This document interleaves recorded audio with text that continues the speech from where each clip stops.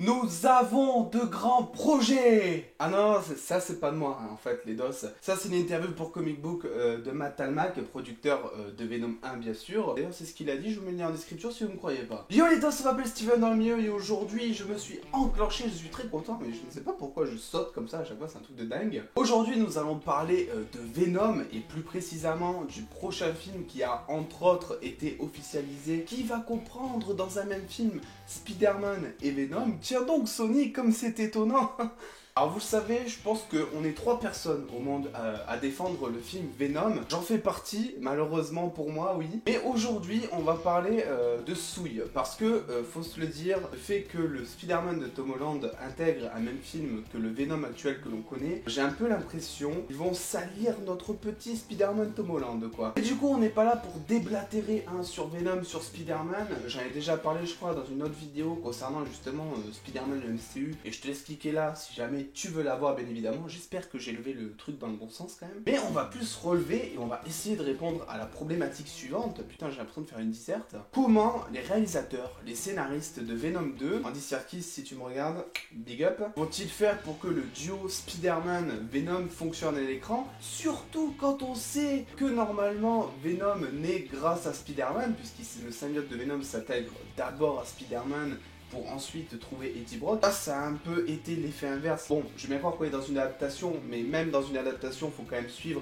la logique du bail qu'il y a dans les comics. Là, la logique, il n'y en a plus, quoi, tu vois, genre, elle a été explosate, cette logique. Du coup, je vais vous sortir 3 théories avec les problèmes de chacune des théories que j'ai trouvées. Attention, bien évidemment, je ne suis pas scénariste. Je me suis un petit peu, voilà, creusé les méninges pour me dire, bon, comment ils pourraient faire pour avoir les deux dans un même film sans que l'un soit désavantagé par rapport à l'autre. Donc, si vous avez des théories, ou si tu es scénariste d'ailleurs, n'hésite pas à mettre les tiennes en commentaire, je me ferai un plaisir de les lire et d'y répondre et de débattre. Et je t'invite également à t'abonner, hein, évidemment, voilà, ça c'est fait, le passage pub, on attire la YouTube monnaie, c'est terminé. On va passer aux choses sérieuses, Venom et Spider-Man, Kezako, comment ça va se passer, Capuche? Donc ma première théorie est la suivante, c'est que les symbiotes, voilà, sont plus ou moins attirés par des êtres humains ou d'autres êtres d'ailleurs suivant l'adaptation, tout ça. Du coup, il se pourrait effectivement que le symbiote de Venom, enfin le symbiote de Venom, ça ne veut strictement rien dire ce que je viens de dire, sente un moment Spider-Man dans New York, tu sais, comme ça, il sent une espèce d'odeur d'araignée barbecutée, quoi, tu vois. Et tout simplement rentre en conflit du coup avec Eddie Brock et cherche à se détacher de Eddie Brock. Il y réussit, on ne sait pas comment, voilà, je suis pas là pour vous faire non plus un storyboard, et parvient à s'attacher à Spider-Man, ou en tout cas parvient, voilà, à se rapprocher de Spider-Man, ou à le tenter. Hein. On sait que Eddie Brock est journaliste, et on sait aussi que c'est pas quelque chose qui a été mis bien en avant. Voilà, son métier, on en a parlé 5 minutes dans les premières minutes du film. C'était juste histoire de dire, bon, on t'a mis un personnage, voilà, il est une vie ce personnage, merci, il en avait plus après. Mais je me suis dit que du coup ça pourrait être logique de suivre pendant allez, les 3 quarts du film Eddie Brock qui enquête sur la disparition de son symbiote, et alors qu'en fait le symbiote est tout simplement dans les pompes de Peter Parker par exemple. Du coup ça l'amènerait au final à la fin du film à rencontrer notre fidèle serviteur Spider-Man, il lui parlerait, tout ça, vas-y rends-le-moi, ouais je t'ai capté. Donc du coup Tom Hardy ou Eddie Brock récupère son symbiote avec plus ou moins de difficultés, refusionne avec Venom, et on pourrait avoir justement une confrontation finale à la fin du film, vraiment Spider-Man versus Venom. Et oui, ne me dites pas, une confrontation, c'est obligé. On ne peut pas faire un film Venom et Spider-Man, quel que soit le titre, si tu ne mets pas de confrontation Venom et Spider-Man, parce que c'est ce que tous les fans attendent, malheureusement. Après, on sait que tout ce que les fans attendaient dans Venom 1, ils ne l'ont pas mis dans le film. Mais voilà, ils apprennent de leurs erreurs, donc je suis sûr qu'il y aura cette scène-là dans le film. Premier problème, d'après moi, avec cette théorie, qui semble pour moi une des plus probables en tout cas, c'est que tu ne peux pas mettre Tom Hardy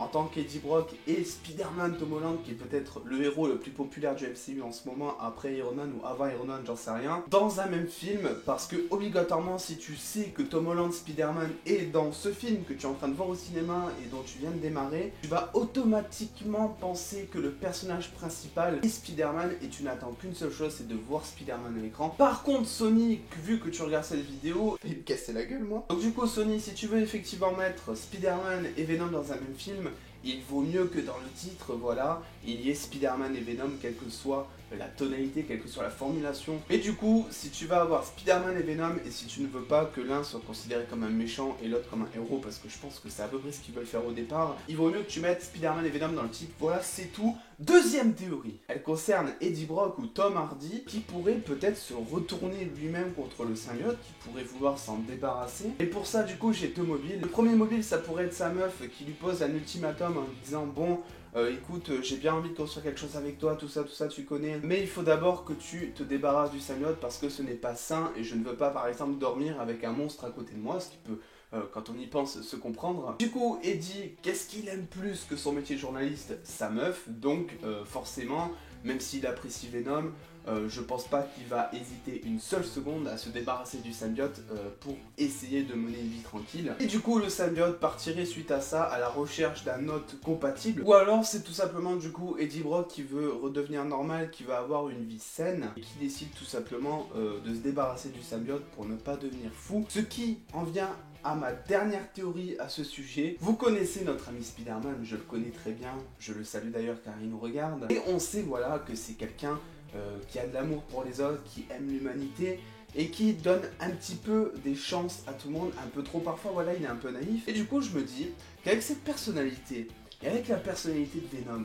avec la personnalité d'Eddie, et avec la personnalité... Ok, j'arrête. On pourrait avoir un Eddie Brock dans le film qui lutte contre lui-même pour ne pas devenir méchant, parce que par exemple, je sais pas, Venom, à force d'être dans le corps, commencerait à le consumer mentalement, il commencerait à devenir fou, à faire des choses qu'il a pas trop envie de faire, genre tuer des gens par exemple. Et du coup, on pourrait avoir une scène où, je sais pas, il est dans New York ou San Francisco, suivant là où se passe le film, parce qu'on ne sait plus, et il sème un peu la pagaille dans la rue, et là, boum, Spider-Man arrive dans la rue, voit Venom, essaie de parler un petit peu à Venom pour essayer de comprendre ce qui va pas chez lui, pourquoi il casse tout. Il pourrait y avoir, je sais pas, un moment, le visage d'Eddie Brock qui sorte de Venom en lui disant mec aide-moi, je contrôle plus rien, tout ça. Et du coup je me dis que ça pourrait être intéressant, que ce soit pour l'intrigue scénaristiquement ou même pour le choix des personnages, d'avoir toute une moitié de film en tout cas, où on voit vraiment Spider-Man et Eddie Brock ensemble, avec Spider-Man qui essaie d'aider tant bien que mal Eddie Brock pour ne pas qu'il devienne fou, pour qu'il reprenne contrôle de son corps et peut-être même du symbiote. Finalement on arrive aux 3/4 du film, sa meuf est en grand danger, il peut pas appeler Spider-Man, donc il décide de remettre le symbiote ou de se le laisser porter par le symbiote en tout cas. À partir de là, il sauve sa meuf par exemple, sauf que le symbiote, il est en colère, il reprend possession d'Eddie, il devient plus méchant que jamais. Et c'est là où on aura justement cette confrontation finale entre Spider-Man et Venom par exemple. Parce que oui, cette confrontation, tu ne peux pas l'éviter mec. Voilà un petit peu pour ces petites théories